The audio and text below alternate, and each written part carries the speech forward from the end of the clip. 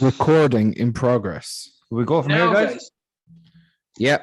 So start telling us about Sweden. Yes, Sweden. This is for the patrons only. So just to give you an update and a recap on how it went down. I was meant to do this when I was in Sweden in the last few days of my excursion out there, but it got towards the end. It got time was spent in bars and having a bit of a last hurrah sort of thing. Not like you. Not like me. Not like me. It's actually taken me 2 or 3 days just to come around again. That's the trouble with me, and I'm sure it's the same with Pete and yourself, Chris. But actually, you're not as bad as myself and Pete.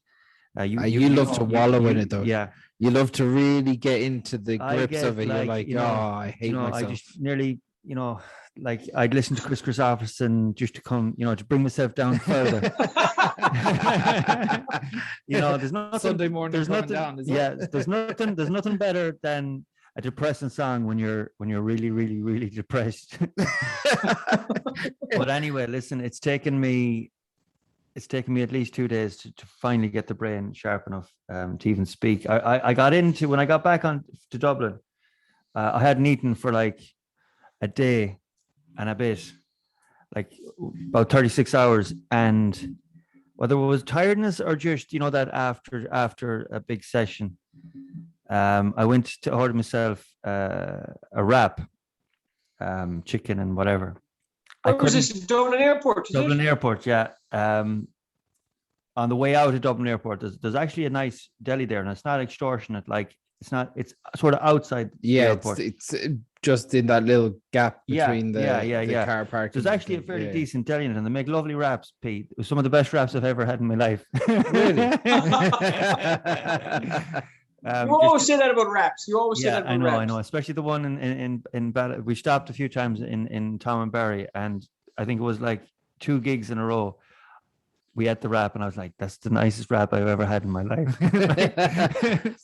That's when you're really holding on to everything. Yeah, you're like, "Oh God, last night was so heavy. I need something to look forward to." Yeah. But I was in the deli. But then I was trying to get your measuring stick of what was the best ever. So I was trying to you're very enthusiastic. Yeah. Like what's the middle of the road wrap? Do you know what I mean? Yeah. You know what I mean? There was no middle of the road. It was either. That was it. And that's the way I am. Full duck or no din din. Yeah. Yeah, I thought you were being a bit too kind to the wraps, to tell you the truth. It's like this is going to be the greatest, or I'm going to shit all over it. Yeah. It was mediocre at best. Like I was in, and I went up to the counter, and I went to actually speak. I went to actually say the words, and I couldn't even understand what I was saying. In fairness, that's happened to all of us at one stage or another. It was just mollycoddle. I don't know if I started speaking in Swedish. Just waffle. But anyway, listen, how it went down after that. So the way we left it the last day, things weren't going great. And in fairness to Pete said, you're surrounded by a funny guy, myself and Martin. And, when Martin puts the hammer down, and when he gets his head in the game, magic will happen. 100%. So basically, when Martin got his head in the game after the altercation with the American, it shakes him. People don't realize that Martin's a very, very he's sensitive guy. Yeah. Very sensitive, and he has the heart of a pony. He hates to see any confrontation. I know down through the years with the Hardy Bucks and that, there's a reputation of drinking, fighting, and smoking. Whatever about the drinking and the smoking, like us lads wouldn't, like we'd run 500 miles to get away from altercations if we could at all.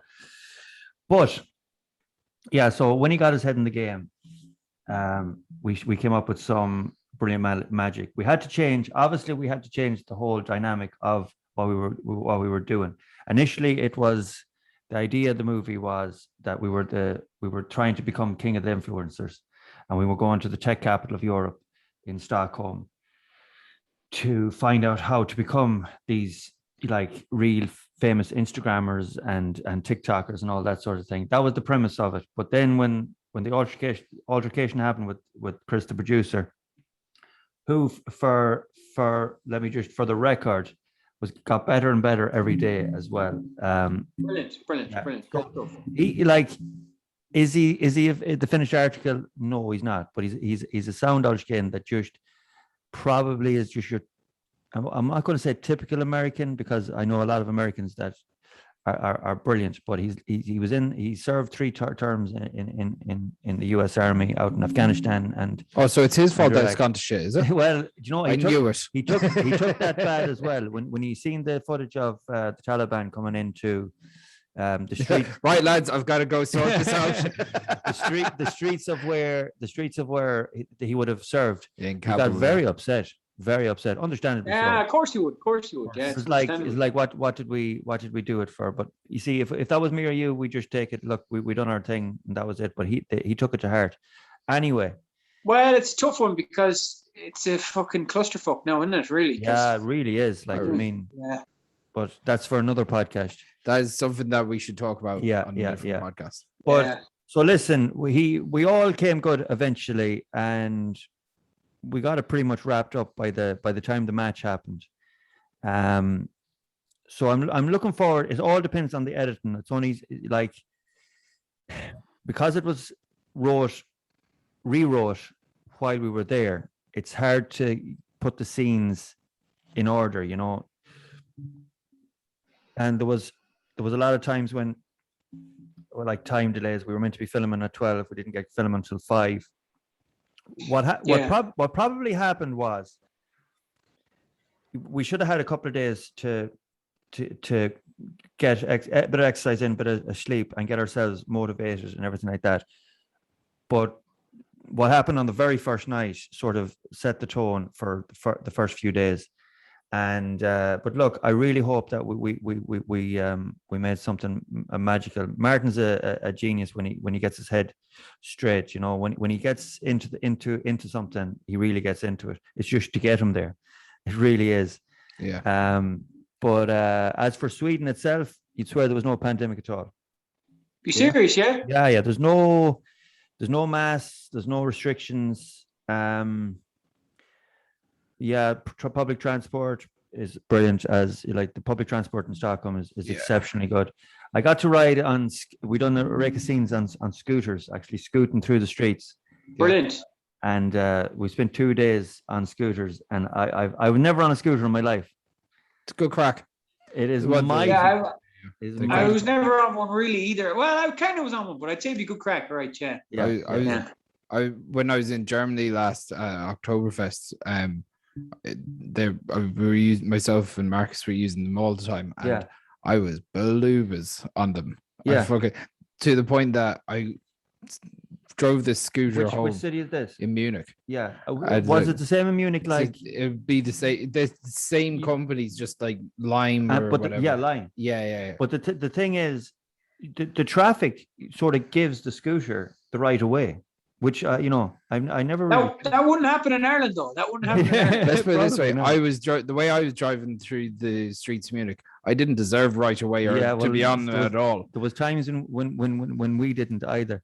I forgot to log out the app, and like what should have cost like fucking €5 cost me like €45. Yeah, you have to you use it on your phone, and you scan a barcode and QR code, and they're all over the place. You don't have to go looking for them. People drop them off wherever they're kind of like the Dublin bike system. But I think in the Dublin bike system there has to be slots that you put them into. Yeah, there's no slots. There's no slots with these P. You can drop them. You can drop them outside your front door. There's only a few places that you can't actually cycle them. There's a couple of pedestrian roads that you're not allowed to scooter in. What'll happen there is you won't know. But slows down. The bike will automatically slow down, so it can only go 5 kilometers an hour. Yeah, there's a GPS on them. Yeah, there's a GPS on them.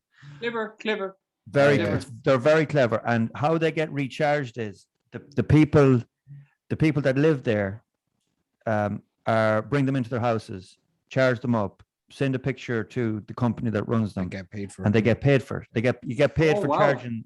So, but these things aren't like, you won't have to go looking for one. No matter where you are, the only problem with them is you'll find 10. The only problem with them is that like they litter the streets. They're everywhere. They're thrown all over the place. So if you have someone that's visually impaired, trying to navigate through a clusterfuck of fucking scooters in front of you. It's like Ninja Warrior for blind people. It could be left. They could be left on the grass. They could be left beside the sea. They could be left on the dock. They could be left on the footpath. There's just a few places that you're not allowed to leave them. Like I said, the pedestrian places, they're called red zones. But they're very few and far between. But you can't turn off your app. If you leave the bike in one of them red zones, you cannot turn off the charge meter. So you have to bring it out of the red zone. Yeah. Oh, okay. You have to bring it out of the red zone. Are they handy? Like they're brilliant. But anyway, listen, we got some great footage on that. And the thing about working with Martin is he's so overpowering that you have to spend a while to sharpen your brain to deal with. He's Martin. Very sharp. Yeah, he's very quick. He's very quick. And there's some of the stuff he comes out with, you know, like you have to be on your game. But you have to be on the top of your game. It's down to Martin. Martin knows that like as you said, the first couple of days went by because of what happened. Yeah. With nothing happening. Yeah. That's kind of what happens with Martin as well. Something will happen at the start. It fucks up 3 days, and then you'll get 3 days of absolute gold. Yeah. So you've had a typical week with Martin more than anything. Like 100%. And the thing is, like I said earlier, he's a really emotional guy. And by the end of it, now probably from the beer and whatever at the end, I was really emotional to say goodbye to him. You know, he has the heart of a pony. You know, what's the pony's name? Well, you can call the big red machine. But yeah. So when will it be released? When will the film be released? It'll have to be edited. Unbelievable. The thing is, this could be absolute brilliant, and then if it's not edited right, it's just waffling on with yourself. Is it just going to be on YouTube? He wants to try and sell it to Amazon or something like that. I don't know. I just think if there was a bit of more direction in the beginning, we would have came up with something that was worthy of Amazon or Netflix. The worst case scenario is we make a YouTube series out of it. Or you could use it as a demo or a pilot. Yeah, exactly. So, like Chris wants us to go to America next year. Okay. Well, I said a lot of things would have to be put in place for that. Obviously, there'd be a bigger budget. The budget was gone, I'd say, the first couple of days. So what we done was we actually made the movie about the budget and how in the beginning all these things were promised. I don't want to give too much away either, but we were like promised Ferrari rides. We were promised fucking medieval festivals, and we were promised all sorts. And one by one, they're falling apart. The budget keeps coming down because he's invested the budget in Bitcoin, and Bitcoin goes up and down. So 1 minute we're going to do these things, the next minute we don't even have enough to buy a pint. You know, it's a good idea. Yeah. So there's some, and then we got to write crypto going down is close to Martin's heart. The thing is, it was so realistic. It was so realistic that it was so true to what was happening. Yeah, because Martin put a load of money into crypto. Yeah, he was going to get a quick. I think he was going to get a quick buck out of it. Yeah, but you have to put it in for the long haul, don't you? It's all long haul.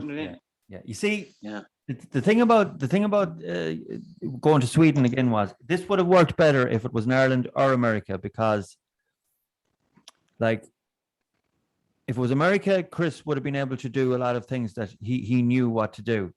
If it was Ireland, as you know, and Martin was here, we know Ireland inside out. Martin was the only one that really knew Stockholm and how it worked. So we were really governed by what Martin's mood was.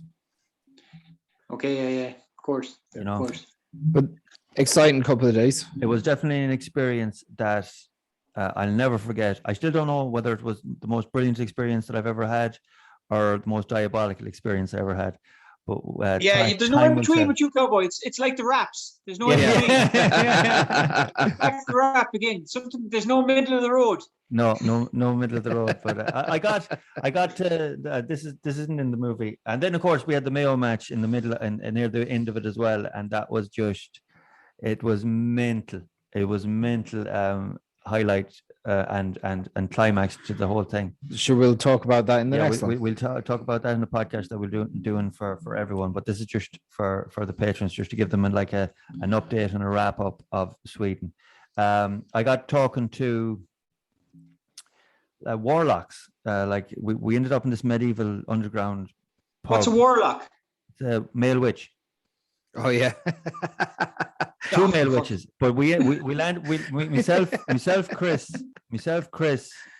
A male witch? Yeah. For real? Yeah, for real. Wait till I finish the story. Them lads you want to kick up the arse. Oh yeah, big time. They were trying to. It's like a cult or a religion. But myself, Chris, the producer, and Sam, the film guide, the cameraman, who was an absolute lovely guy. Like we went out and Chris started talking to these two Swedish girls, and the next thing they wanted to come with us for the crack. So they came down to the basement. What was wrong with them?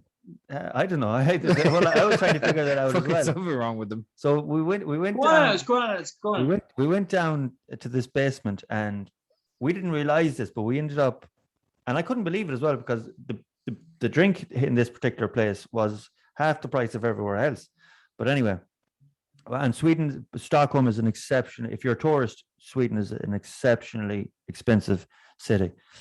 But it sure is.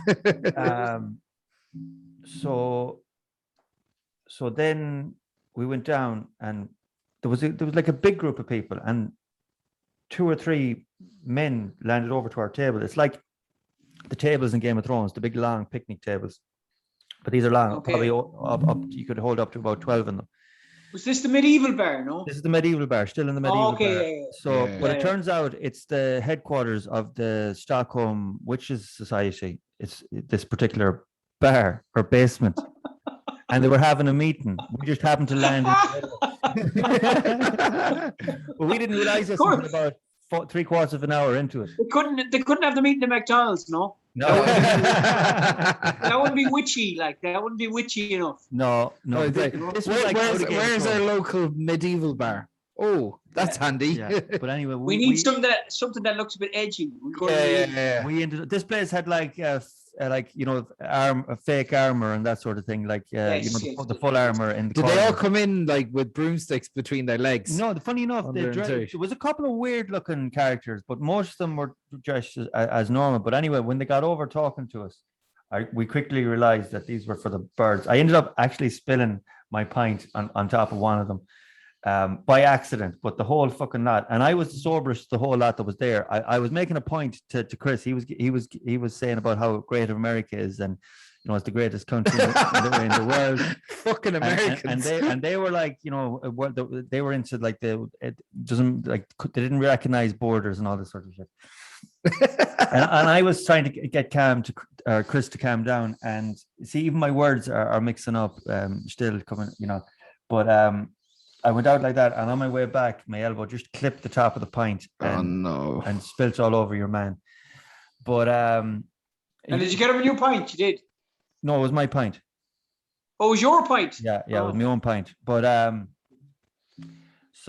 like they started to get a little weird at the end. I was only crack out of them. I was a great crack out of them, but they started to get a little bit like they wanted me to go back to the apartment with them, and they were adamant I was going back. What? Just you and him? You and them? Just me and the two men. And I was. Why did they didn't put a spell on you or anything? No. Yeah. But I might have gone back if and actually the 2 girls wanted to go back as well by then, but like they weren't going to allow the other 2 lads back. So I was like, there's something wrong here. So I was like, I'm out of here. Yeah. So they were the American. So they were trying to trade up from the Americans to the warlocks. Yeah. It's not a great sign for the greatest country in the world. No. But listen, I quickly bounced out of there, and And that was it. So listen, I just hope that we've made something that's worth watching, and I know that we have, if it's edited correctly. So there you have it, guys. That reminds me of the time I was in a hostel in Sweden, and I was mad drunk, and I think I woke up in the hospital. It must have been 5 o'clock in the morning, and there was all these skinheads around, and they were like, "We are skinheads. We are part of the skinhead movement." And I was like, "Arrow, what the fuck did you move? What the fuck did you move?" I thought they were like racist skinheads, but apparently the skinhead movement has its origin in like Rastas and Jamaica, and they were super. Yeah. Apparently, if you look it up, apparently it's, and then it got hijacked. These skinheads got hijacked by fucking fascists and fucking Hitler. Wow. Yeah, but these boys turned out to be sourdough kids, so I had great crack with them in the finish. But you can't judge anybody by a book. So the Warlocks, no. Yeah, sorry, but you just broke up there in the last bit. The Warlocks, what? They probably just wanted to have sex with you. Well, yeah, that's the bit that I didn't want to happen. You might got a free lift on a broomstick, though. Yeah, geez, I don't know. Yeah, it got a little bit freaky towards the end, but I was glad to get out of there. There was and then the match happened. So it was a great experience, and stay tuned to see what we've made.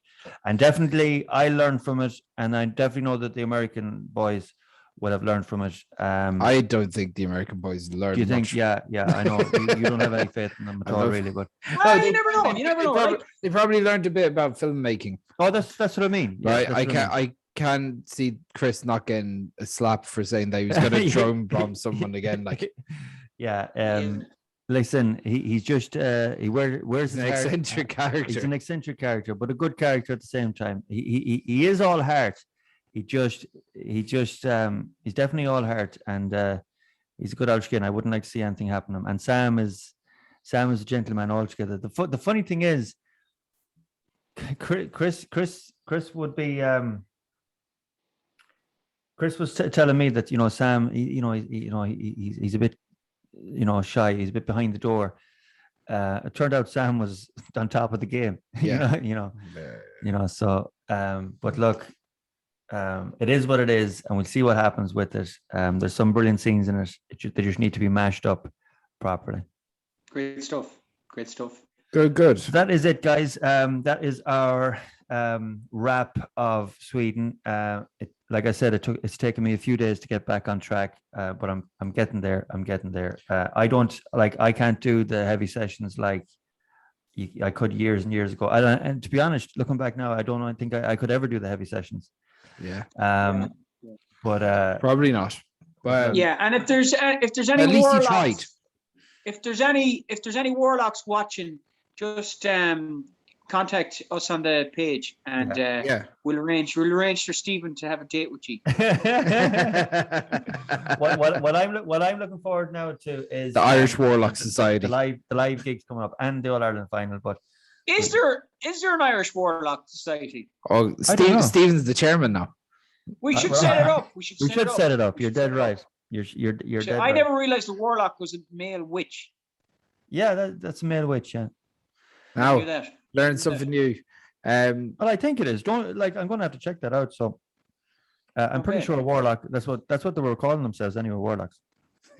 And were they? What kind of books were they? Were they big books, small books, little books? No, normal. But one of them was about the size of myself. Another fellow was a bit smaller. Did they have magic powers?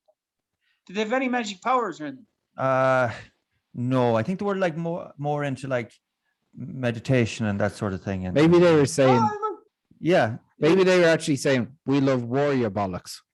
No, they were definitely pacifists anyway. There was no badness in them. I don't think, bar they wanted to bum me. that's not pacifist at all. Listen. If you can't get bummed by a few warlocks, what kind of country we live in? What's the point? What's the point? What's the point in living? Yeah. Right. Yeah, listen, exactly. Thanks, guys, for watching. Thanks for being patrons. Remember, the live shows are coming up. That's what I'm looking forward to now. Just have to get the head intact and straight for it, and that's going to happen in the next couple of days. So we're looking forward to putting on a great show. That's it. Yeah. All right. Cheers, guys. Good stuff. Take it easy, guys.